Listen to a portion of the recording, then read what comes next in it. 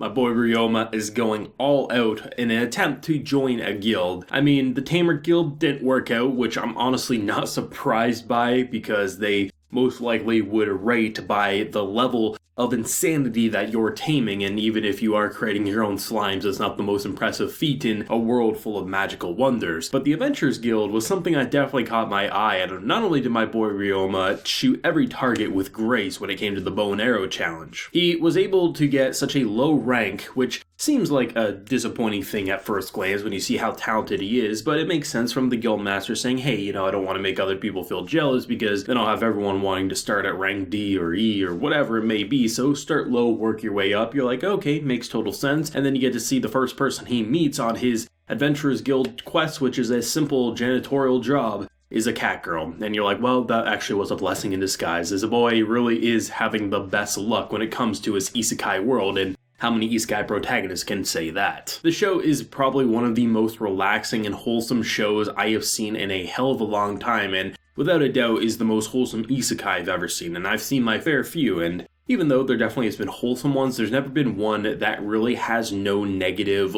outlook that I can give it. It really does feel like this kid is in the best situation possible, and he's going to grow up surrounded by people who enjoy his company, and even those who don't, he has enough support that are going to stick up for him even when he doesn't have the spine to stick up for himself, because he's a kid at the end of the day, and mentally he really has to regain those life experiences in terms of being able to interact with people, because even in his adult life prior to reincarnating, he really wasn't able to speak his own mind without fear of a boss firing him or no family to love him and things like that. And I once again love just how this episode has a very nice, natural, slower paced flow. And while that's not going to be everyone's cup of tea, and there's going to be so many isekai fans who foam at the mouth for every isekai wanting to drop this or say it's not that special because it isn't all that extraordinary in terms of the end of the world, and they're probably going to look at one of the characters we get introduced to in this episode who is literally what most isekai protagonists are, comes into a world with this insane ability, but because they were so shut in, they never were able to really act on it. They're going to be like, that's the type of character I want to see, because they're going to go on adventures, they're not going to tame slimes, they're not going to clean bathrooms and things like that. But at the end of the day,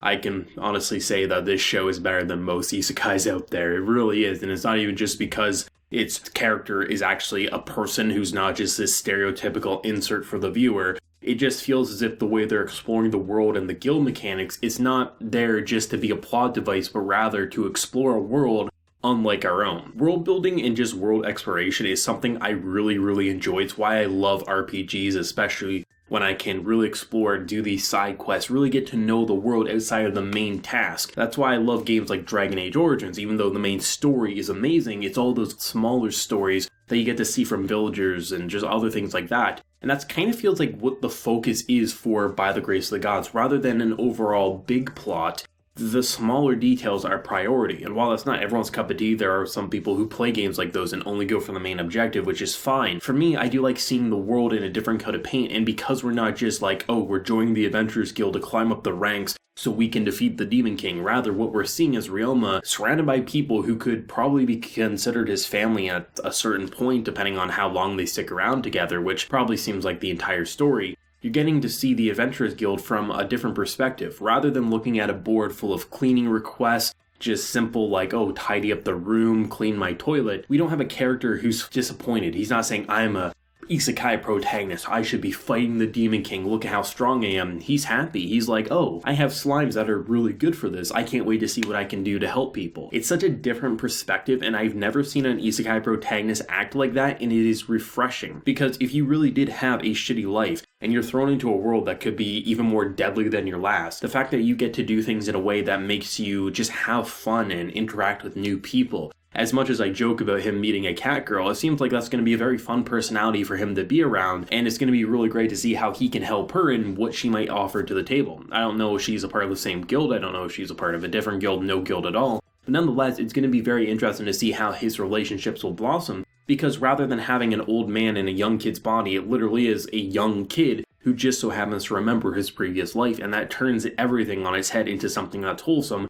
and never creepy. I think they did a great job once again with the magic system. The whole idea of IDs in this world is like this magical ball that you touch, and it pretty much gives you all your stats, a title, things like that. And I like how they preface, like, don't go around telling people your stats. The only thing you should really say is like your name, your age, and things like that. But it's interesting because something that was said in episode 1 is that he could interact with the gods again, but we haven't seen him do that, and he's been in this world for 3 years. But that prayer session that he did day in and day out allowed him to talk to the gods once again and really give us some nice bonding moments. I never thought I would be so happy to see these guys again, but it does feel like every few episodes, every so often, you want to see these gods. Because rather than them being this like, okay, here's the end of the world and we really need your help, it's like, honestly, they're just happy they have a normal transferee who's not trying to be an otaku who's going to live out their otaku dream, not trying to be, have this insane power that they have to sweat over, and it's not until their death that they don't have to worry that the world could end potentially because they have so much power and could literally become a demon king of tyranny. Really, they just have someone who naturally acts upon the world's rules and things that have been told to him. He actually acts like a kid despite starting out as an adult, and it's really nice to see how much they respect Ryouma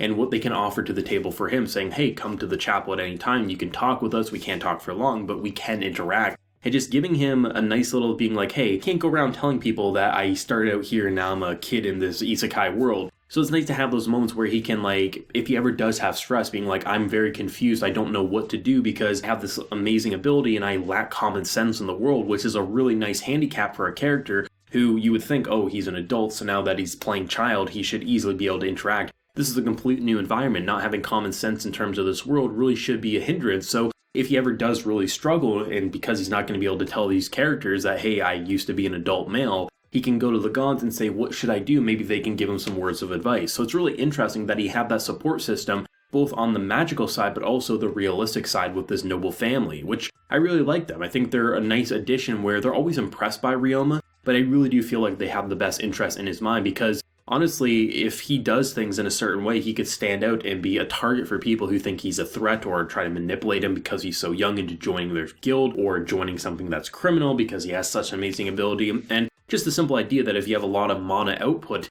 basically you should have a lot of hard times in terms of using that ability. So Illyria, who's like, I have honestly more than you, I can't control it, and he's like, oh, well, just play with your magic. Honestly, you have so much, you don't have to really worry about not having enough for the day-to-day activities, which they're all like, that makes total sense. So while he lacks common sense in the general sense, he actually has common sense that they can't think of because he has that out-of-world experience. That's what makes By the Grace of the Gods so compelling to me, is that rather than putting that focus on a narrative of save the world, you're putting the focus on slice-of-life day-to-day adventures in an isekai environment where world building is top priority, and in doing so, you get to see character interactions in a different coat of paint because you're not worried that the gate's going to be busted down from an army of orcs that you have to defeat. While he may get wrapped up into some adventurous sides of things, and he has fought off bandits before the anime started, I'm sure he's going to get roped into some action-heavy scenes eventually. Whether we see it in season 1 or not, it remains to be seen. But at the end of the day, it's not like those are the priority. It's not like those are the things that we're most anticipating. We're seeing how he's going to interact within this environment more and more.